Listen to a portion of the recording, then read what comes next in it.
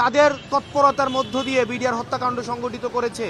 পরবর্তীতে আমরা দেখেছি যে শাপলা হত্যাকাণ্ডের মধ্য দিয়ে হেফাজতে ইসলামের কে কিভাবে ডিহিউম্যানাইজ করেছে, কিভাবে হচ্ছে নারকীয় রাতের বেলা কিভাবে তাদেরকে নির্যাতন নিপীড়নের মধ্য দিয়ে শত শত হচ্ছে হেফাজতে ইসলামের কর্মীদেরকে, ধর্মপ্রাণ মুসলমানদেরকে কিভাবে হত্যাকাণ্ড সংগঠিত করেছে।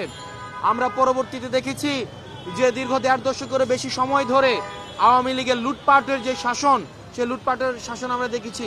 ভারতীয় আগ্রাসন বিরোধী যখন আমাদের মিছিল হয়েছে, আন্দোলন হয়েছে, সেখানেও আওয়ামী লীগ নির্যাতন নিপীড়ন চালিয়ে ব্রাহ্মণবাড়িয়া থেকে শুরু করে ঢাকায় কিভাবে অতর্কিতভাবে মানুষদেরকে হত্যা করেছে।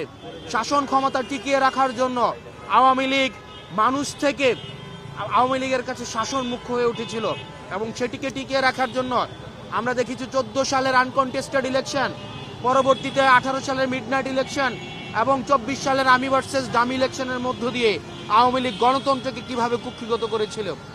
আওয়ামী লীগ কোনোভাবেই রাজনৈতিক দল নয়। আওয়ামী লীগ নাৎসি পার্টির মতো একটি হচ্ছে রাজনৈতিক দল, যে রাজনৈতিক দল এই গণঅভ্যুত্থানের পরে কোনোভাবেই পলিটিক্যালি ফাংশন হওয়ার কোনো ধরনের রাইট নাই। সেই জায়গা থেকে আমরা আওয়ামী লীগকে বিচার প্রক্রিয়ার মধ্য দিয়ে আমরা চাই আওয়ামী লীগের যে সুবিচার যদি নিশ্চিত হয়, তাহলেই আওয়ামী লীগ কোনোভাবেই এই রাজনৈতিকভাবে আর ফাংশনাল হতে পারবে না।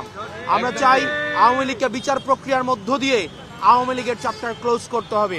দ্বিতীয়ত, যতদিন পর্যন্ত এই ট্রায়াল প্রক্রিয়া চলবে ততদিন পর্যন্ত আওয়ামী লীগের নিবন্ধন বাতিল করে দিয়ে সকল ধরনের রাজনৈতিক কর্মকাণ্ড নিষিদ্ধ করতে হবে। এবং আপনারা জানেন আওয়ামী লীগ সারা বাংলাদেশের বিরুদ্ধে অবস্থান নিয়েছে। গণতন্ত্র কামি এবং ফেসিবাদ বিরোধী যে রাজনৈতিক দলগুলো ছিল তাদের বিরুদ্ধে আওয়ামী লীগ অবস্থান নিয়েছিল।